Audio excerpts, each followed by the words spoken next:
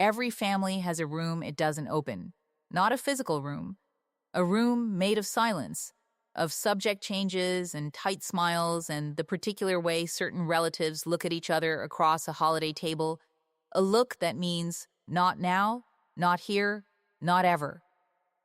I grew up knowing that room existed in my family. I just didn't know what was inside it. My name is Ryan. I am 32 years old, and 14 months ago, a Dina ancestry kit that my grandmother had never opened, bought as a Christmas gift by my well-meaning aunt, left in its box on a shelf for 11 months, became the key to a door that 3 generations of my family had agreed, without ever saying so out loud, to keep, permanently locked. What I found behind that door was not what I expected. It was larger. It was older, and it changed not just my understanding of who I am, but who my family has been, and what they have been carrying, and why. Some secrets do not belong to one person. Some secrets belong to everyone. And they wait, patient, stubborn, indifferent to time, until someone finally opens the box. The Calloway family. On paper and at a glance, we were entirely ordinary. A middle-class family from Ohio with 3 generations living within 40 miles of each other, the way families in the Midwest sometimes do, rooted like trees, close enough to see each other regularly, but separate enough to have their own lives. My grandmother, Margaret Calloway, was the anchor of all of it, a small, precise woman with silver hair and excellent posture and opinions about everything from the correct way to fold a napkin to the state of the nation. She had been widowed young. My grandfather Harold had died of a heart attack when my father was 19, and she had raised her 3 children the rest of the way alone, with the quiet ferocity of a woman who had decided that difficulty was not an acceptable excuse for failure. My father David was her eldest. Then came Uncle Patrick, who lived in Columbus with his wife and 2 daughters, and then Aunt Carol, the youngest, the warmest, the one who remembered every birthday without a reminder and cried at television commercials without embarrassment. I am my parents' only child.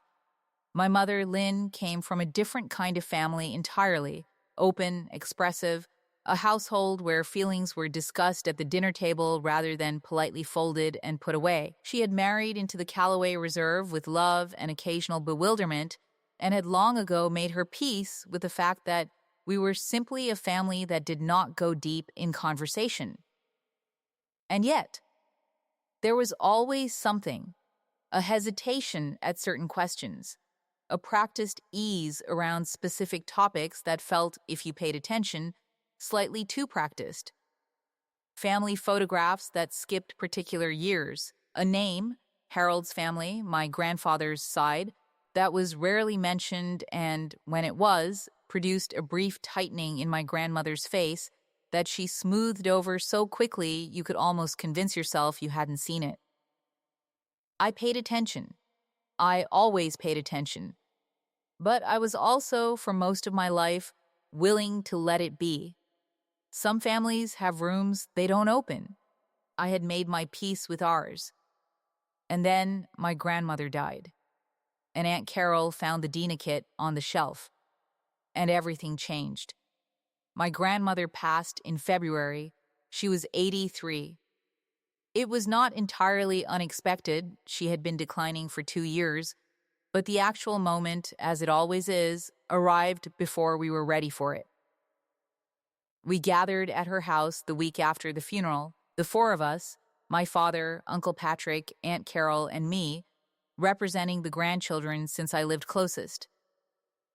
The task was the one that falls to every family eventually, going through a life, room by room, deciding what to keep and what to release.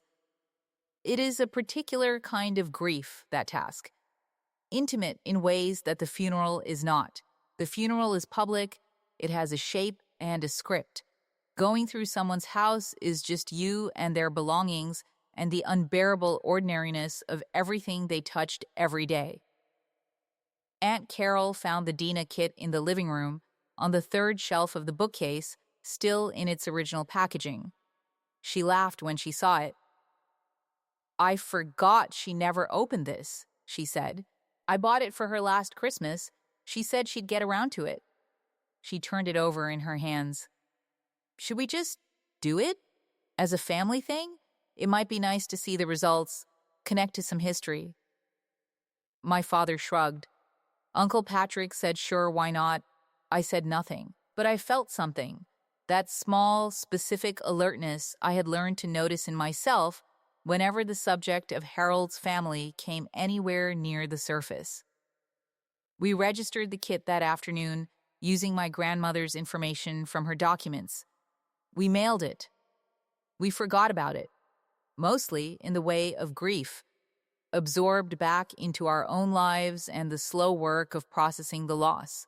6 weeks later, the results arrived. Aunt Carol called me first. Her voice, when I answered, was the voice of someone who has just opened a door and is standing very still in the frame, not yet ready to step through. "Ryan," she said, "I need you to look at something, and I need you to not panic before we've talked it through."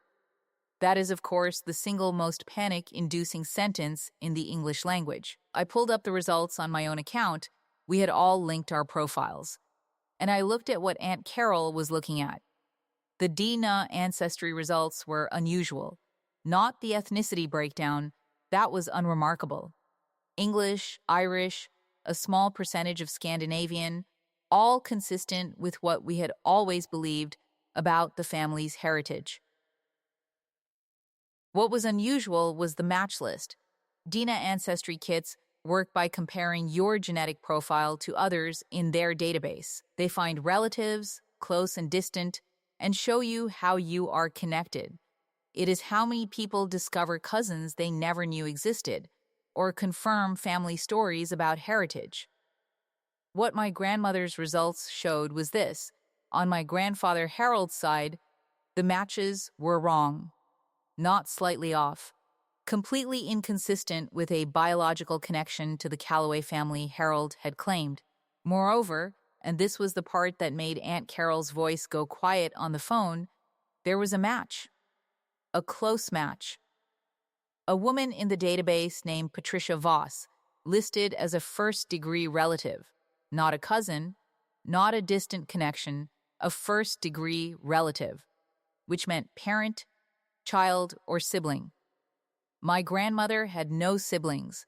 Her parents were long dead. She had no children other than my father, Patrick, and Carol.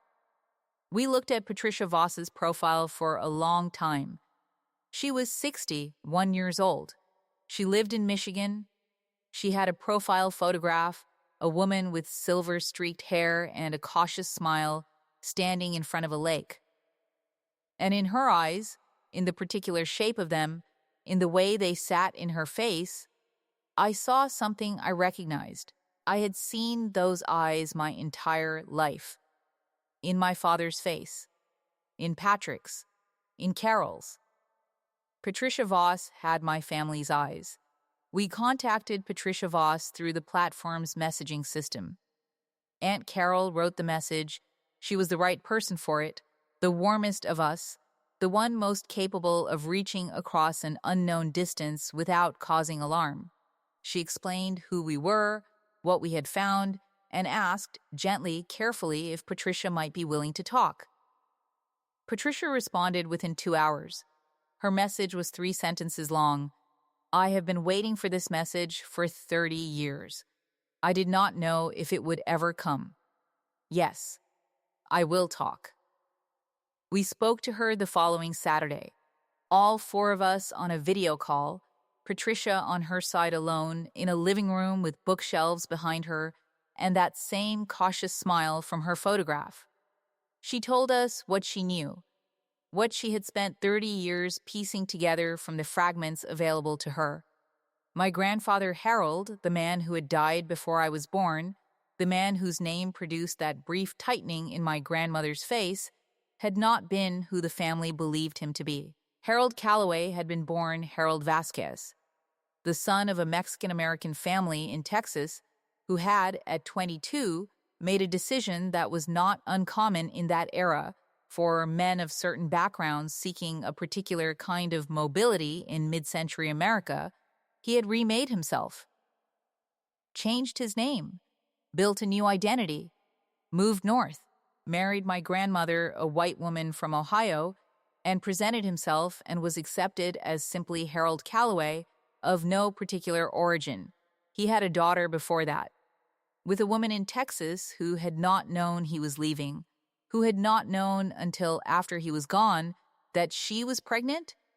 That daughter was Patricia, now 61, now sitting across from us on a video call, now looking at the faces of the half-siblings she had never met, my father, Patrick, Carol, with a particular careful emotion that was trying very hard not to become something larger than she could manage on camera. "Did you know about us?" my father asked her. "I knew Harold had a family," she said. "I found that much years ago. I did not know how to reach you without disrupting everything, and I did not know if you would want to know about me." The room was very quiet. Then Carol said, "We want to know about you." And something in Patricia's face, that careful, controlled expression she had been holding for 60 years, shifted. Just slightly, just enough. In the weeks and months that followed, we learned more. My grandmother had known, not from the beginning, not when she married Harold, but at some point in the years of their marriage, she had found out. About the name, about the family in Texas, about Patricia.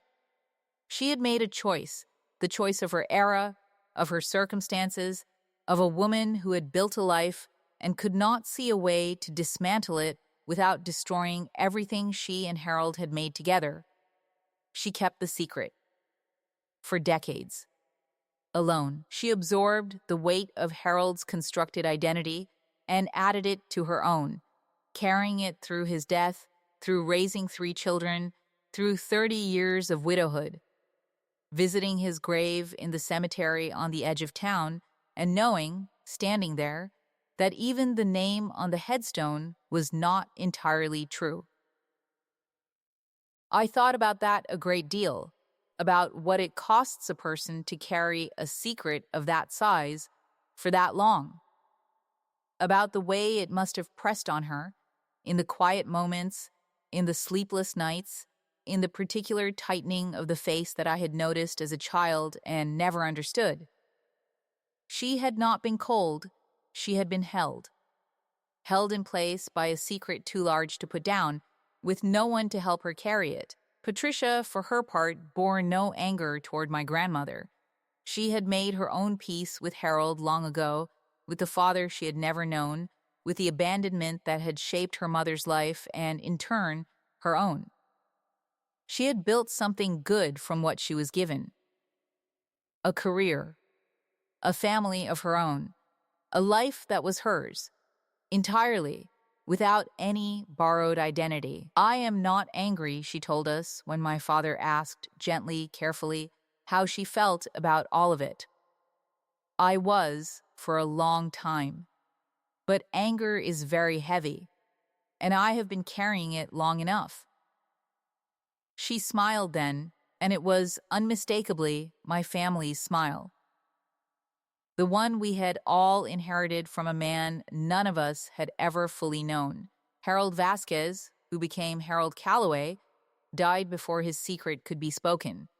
That is a particular kind of karma, not dramatic, not public, the quiet kind that arrives in the form of a life lived in the shadow of what you have hidden, and a name on a gravestone that is only half of who you were, and a daughter in Michigan who spent 60 years wondering. My grandmother carried what Harold left behind. That was her karma too, not for malice, but for the choice she made to hold it rather than release it. She died having never met Patricia, never having extended the hand that perhaps in another life, with more courage or more support or more time, she might have been able to extend. We cannot undo what the dead have done, but we can do what they could not. Patricia came to Ohio in the spring. She stayed for a long weekend.